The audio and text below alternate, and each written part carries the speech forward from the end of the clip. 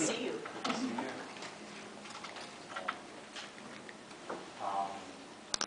It's good to be back. As many of you know, I spent 3 months down in New Jersey undergoing rehab there, and then came back strong for a couple of weeks to finish up enough rehab so that I could go home. And I'll be going home within a few weeks. Rehab's doing great here at Strong, and I'm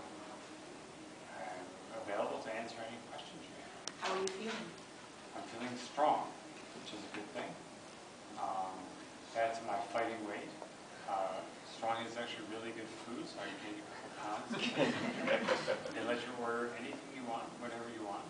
It's a great menu. So I'm feeling very strong and very encouraged. I've been making a lot of progress in strengthening my arms, particularly. The particular injury I had, I ended up with very strong legs.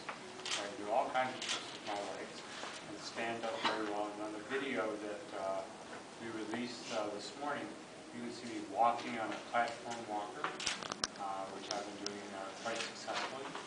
And I hope to be able to transition over the next several months from platform walker to regular walker to maybe canes, and I'm very lucky to be able to walk normally again. Do all kinds of things. My left arm drives the wheelchair.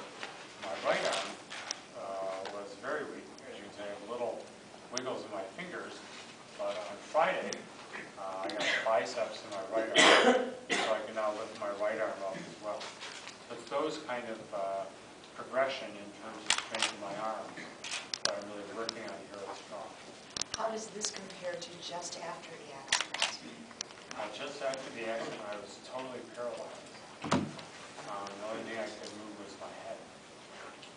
So the fracture that I had was at the 3rd cervical vertebrae, which is quite high up.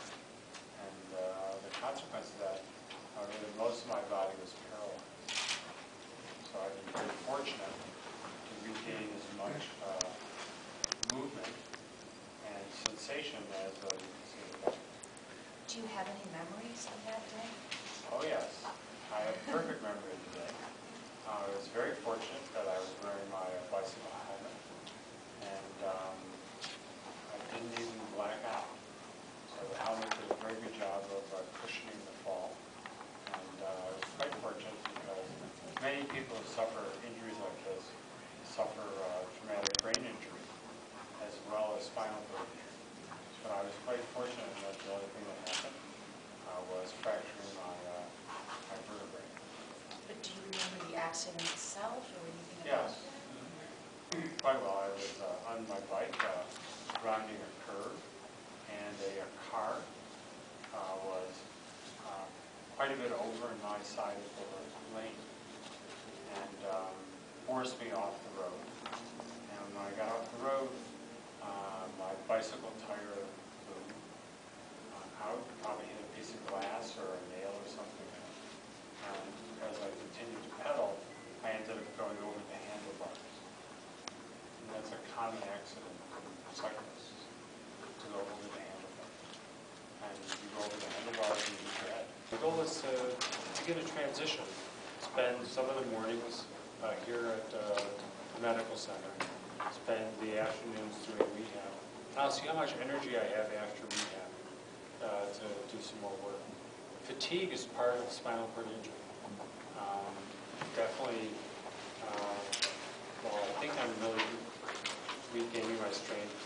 When I compare my strength, for example, just physically, let's say lifting a weight to what I do prior to the injury, I'm at about 25% of what I was used to. Now, I started out at about 0%, so 25% is pretty good. But there's going to be quite a bit of time still to go. Dr. Berk, what has been, maybe you can talk a little bit about what this has been like really emotionally. Talk about the physical aspects, but what about the emotional aspects of going through this traumatic experience? Yeah, it's a very traumatic experience. I would say 2 things to this. Having been at Kessler, most of my friends, and it's a tight community. there. It's a small number of people. There are about 150 beds there, about 50 beds for spinal cord injury patients. And we have a lunch class there where they have 4 or 5 people eating lunch together to strengthen their muscles and learn how to eat lunch. And all of us have different injuries. But during those classes, we compare notes, talk about problems we're facing, struggles. And most of the people with spinal cord injury are young people who had a diving accident. I'm kind of an old guy by comparison. And emotionally, that's a big deal.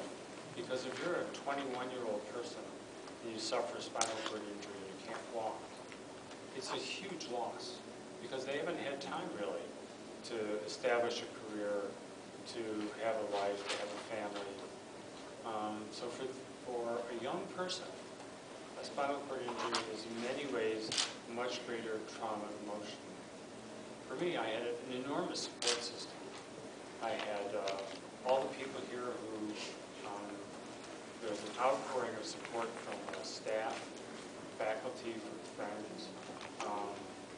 I have a family. I have grandchildren to look forward to play with. I had a career here.